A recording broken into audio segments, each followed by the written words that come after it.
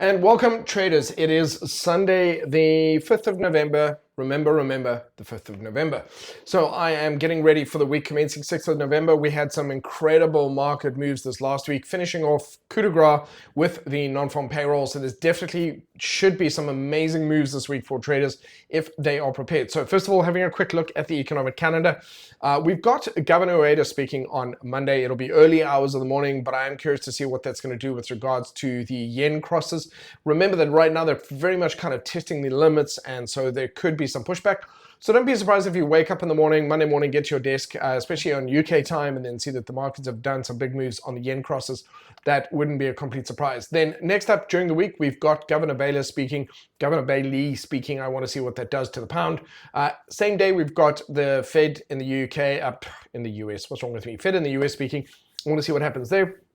And then unemployment claims on Thursday. So that's really where I'll be looking to see if we get any kind of increased volatility. Otherwise, at this point in time, the markets appear to be relatively stable, despite what you might be hearing in terms of negative media. Just be aware of that. There's a lot of junk out there.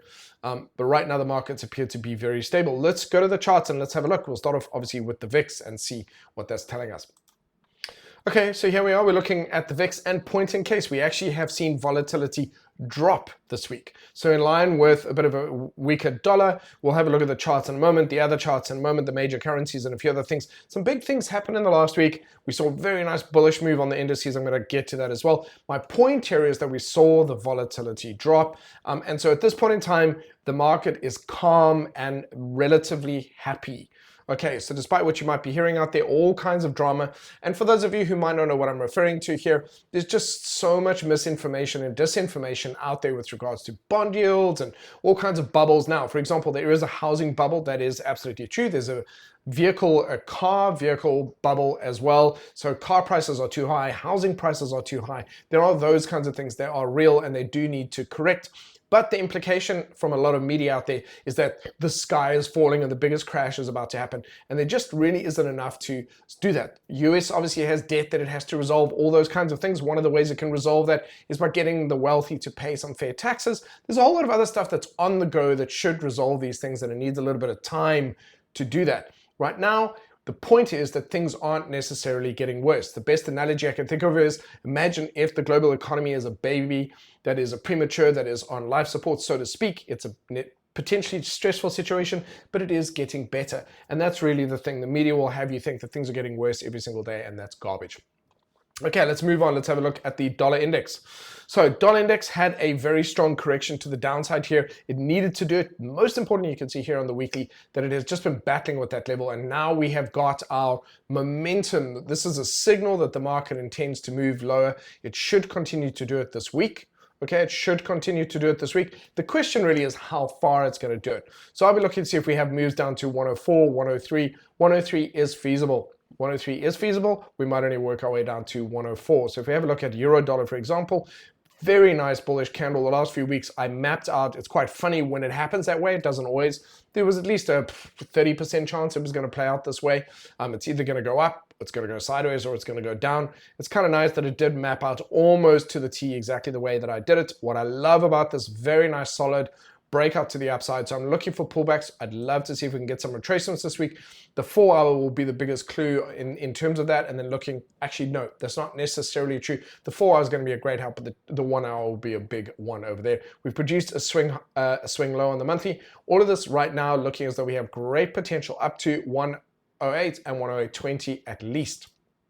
Looking at sterling, same thing again. We've got a really nice break to the upside there. We've got, generally speaking, high lows, higher highs. We're looking good. I'd love to see a pullback to 1.23, possibly as far as 1.2250 for any retracements and a continuation. That could happen Monday or Tuesday, but the first part of the week. Aussie dollar, same thing, been looking quite bullish for a while. I like the look of it here. This has got some good potential up here, but it's got a lot more resistance up ahead, and it does need to do a retracement. So actually, I'd even love to see a bit of a pullback here down towards 64.34. So if you do find, if this happens on Monday, suddenly we see Monday is just kind of crashing again, looks like it's giving back all the moves it did on Friday, that's fine. The real thing is that for the remainder of the week, I would expect so far, based on everything we've seen here, I would expect us to finish in the same place or higher by this time next week. Kiwi dollar Kiwi dollar, let's have a look at that. Very strong candle, but does need a retracement. I'd love to see this come back down towards 5,900, or actually here 59.25 would be great to see a pullback there. Doesn't have to if it's very bullish, but 59.25 is already a sweet spot, or even yeah, no, let's stick with that. 59.50, 59 that, 59.25. Dollar yen. This is why I say this. It's very overextended. It's producing a lot of failure here, very similar to the dollar index. So given the fact that this week I think we're going to see that dollar do a move, I think it's very fair to say that we could be seeing dollar yen have a correction down to 145 here. I'll be looking for breaks below here, 140. I was going to say 149, which is over here. I'd like to see a break below these lows over here, break and close below that. Again, I'll be looking for a really strong bearish candle, and that might be something that happens between you watching or me recording this and the early hours of Monday morning. Dollar Swissy, this one was now looking more and more bullish. Now it has produced a bearish rejection candle and it might decide to change its trend. So I'm going to remove this. Excuse me. So this is now looking as though that's going to attempt ultimately to move back down to 0.89. We've got dollar CAD. Very strong rejection, almost right back into these highs. And very interesting when you look at it from a monthly perspective, you can see that level is still holding. Where do I think it's likely to come down to? This, to me, dollar CAD is interesting because I do feel that it is trying to continue to the upside.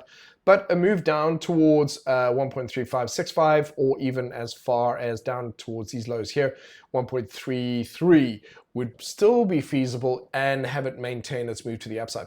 So I think here a move down to 1.35 is feasible. Whether it'll be all done in this week, we'll have to see how that goes. Okay, let's have a look at gold. So gold, all right, I stand by my assessment. I still would like to see a pullback down to 1.94, 1940, and 1950, at least into this area, but it keeps wanting to go. It is stumbling in this area. So what would I like to see this week? Well, if we don't get a correction down to that, a pullback down towards 1960 or 1970 before a continuation to the upside. I still feel it's overvalued, overextended, and I think that would be a nice natural pullback. Silver is already consolidating, and so silver might actually already break out during this week and potentially lead gold. That's a possibility. It's not necessarily a guarantee, but it's a possibility. Moving on to natural gases. So what's happening here, which is interesting to me, is we're starting to produce a series of higher lows. We produced a higher high that broke that. So we're starting to lean bullishly. So it would be interesting to see if natural gas takes off this week. Crude oil. So crude oils, this is interesting here. On a weekly basis, we've produced a lower high. So we were in an uptrend here. We've come back down. We could produce a double bottom here. It is possible. If I just adjust this down a little bit, we could produce a double bottom here. So I think that's worthwhile to watch and see what it's going to do this week if we move up from here. But I do think it's fair to say that if we start to break below these lows,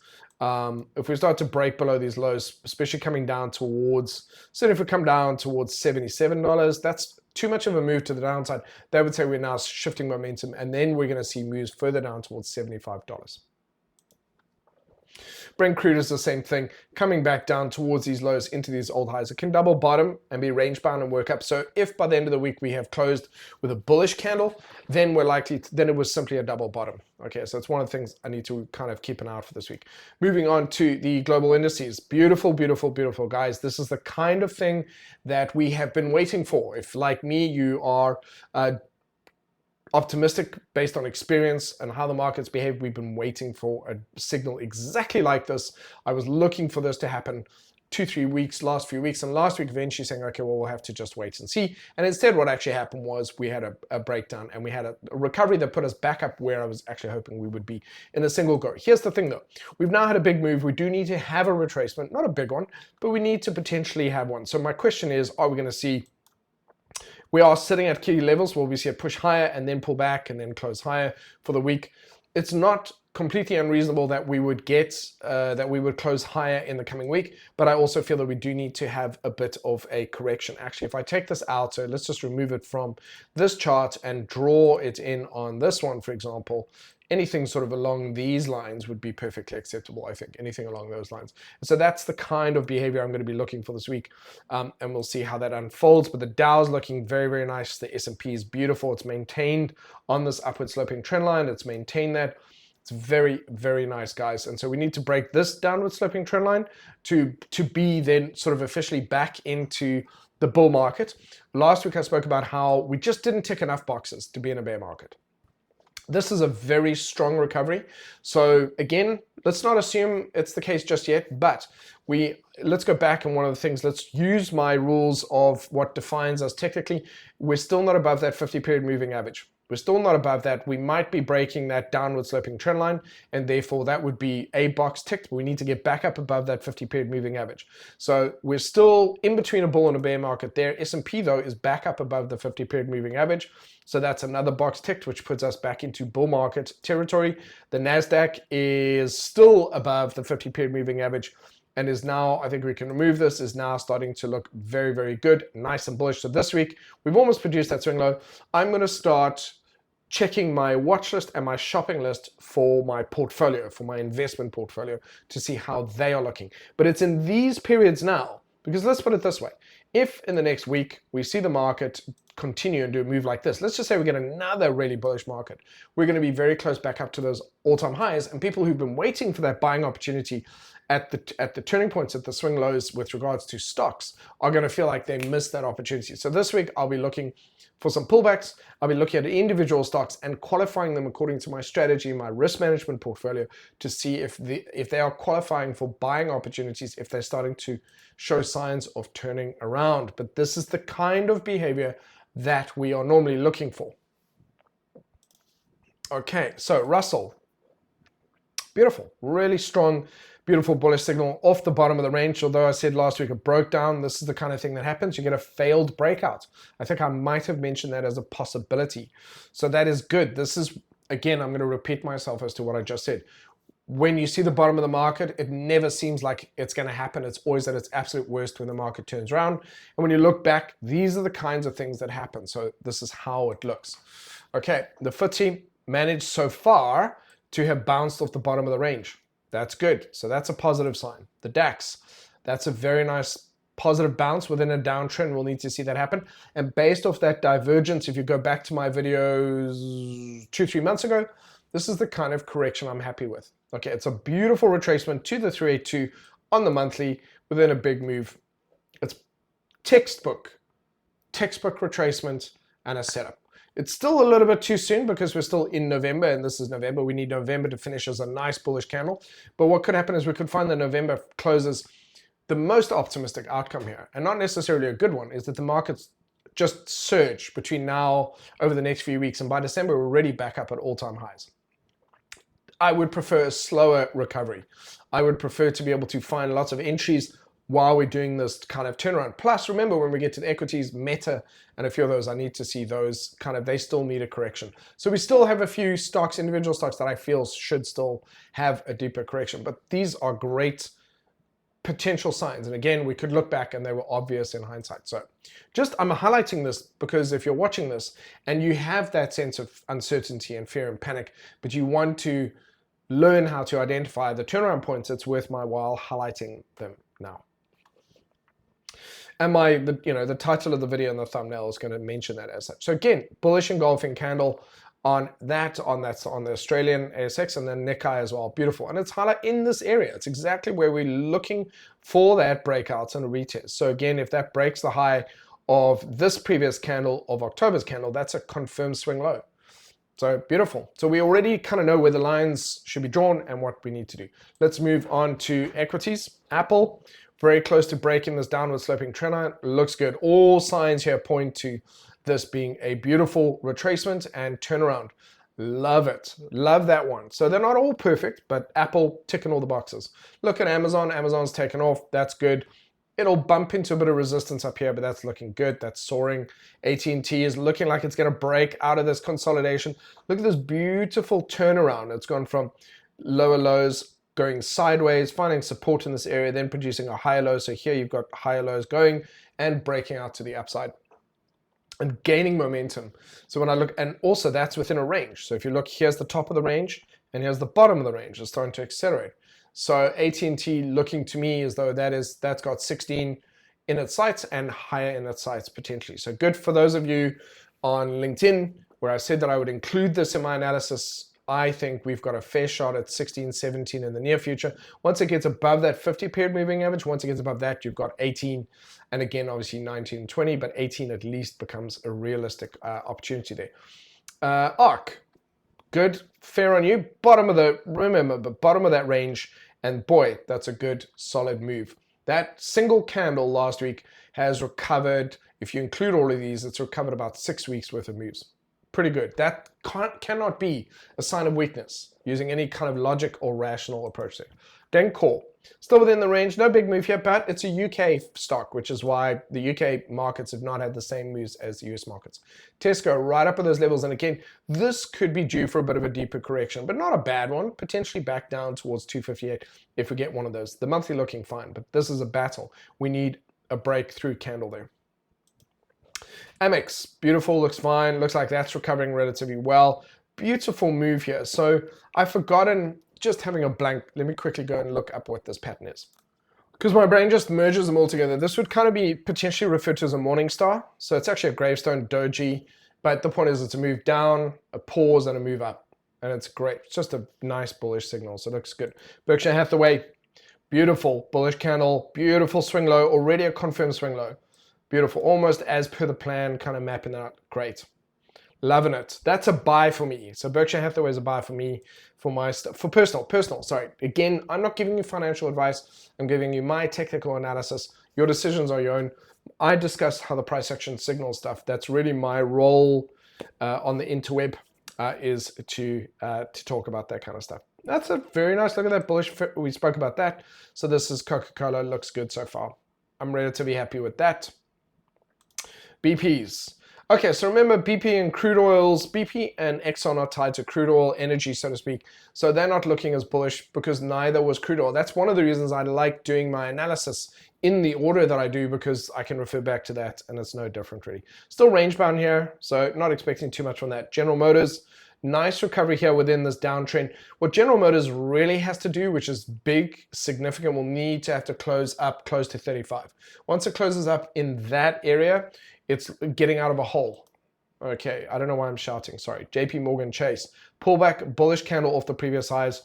That's a bullish reverse, that's a bullish continuation setup. Adidas, looking very good so far. Looks like that's going to be doing good. I just look at the monthly now. I don't even need anything else. This looks really good. Monthly looks like it's getting ready to break out. I was looking, because we had a rejection here, and this makes it a double top, and we had bearish divergence. I was looking for a retracement to here, to the 50-period moving average, and a continuation. However, that looks really, really good. I'm going to leave this up, because if we get a bearish breakout candle that breaks below here, so I'm going to put the line in the sand, kind of somewhere in this area. If we get a bearish breakout candle that closes here, we'll get a correction there. But until then, it's now looking like it's good to go and to break out. So we'll see. Okay. So that could have either kind of thing could happen there. I think though, so I'm going to leave it. It's technically still within the range. It's definitely got some bearish divergence there. It is a fair possibility this might still have a correction to the downside. Morgan Stanley, looking good, guys. On a monthly perspective, look at that. That looks fine. Bounce off the 50-period moving average looks good so far. So what would be a surprise? I'm kind of going to, I'll do it at the end. What would be happening here? I don't think this head and shoulders pattern so far is going to play out. I still think NVIDIA should have pulled back. However, I have to, for the record, on the record, this could be a turnaround signal. I'm going to match it. Now, why do I say that? Because it is possible in the past that you can pull back and not touch the moving averages. I don't really have an example here. I don't really have an example of it. But it can happen. You can come back as close as you are here and keep going. So we might see NVIDIA pushing higher here. I still think the best thing for it is to come back to 336. But what could happen here is it goes up and then and goes to new highs 600 and then comes back down, has a big correction. So again, that number's in its future at some point, I think. I stand by that at this time. But that could be our turnaround. If, however, next week something, let's get to the end of the video. I keep saying that what could ultimately happen. I think this is good. That looks really good. Happy with Netflix. That's solid. PayPal is basically, as much as I love the service, I've been using it from South Africa, so going back 10, 15 years. It seems like it's, the medical expression is CTD, circling the drain. So it seems like it's a bit like that. That looks good. That's a nice bullish continuation. So that's going on. Spider's going on. Spotify is going on. Spider looks like it might be double bottoming here. That looks good. That also looks nice. FedEx is a pullback. That looks like that's getting set up to go. So that looks bullish as well. Tesla also is in the right place for that, ladies and gentlemen. So that, and it's off the 50 period, so that looks like that's going to go. And when it breaks up through here, and when it breaks 300, it's likely to hit higher. The two are not the same. When it breaks through this downward sloping trend line, that gives it a shot at 300. That gives it a go at 300. If it breaks through 300, then we're going to see it go higher. Those are two separate milestones that it has to achieve. Vanguard. Beautiful, love it, bullish continuation. Walt Disney. It's creeping down, a little bit like PayPal, could be circling the drain, but no. I think that's really good. I want to see it break out. And as I said, this starts getting above 95, it starts getting back up into, again, it has to get back up above the 50-period moving average. So 95 is really where Disney has to get to. For me to go, I might consider buying it.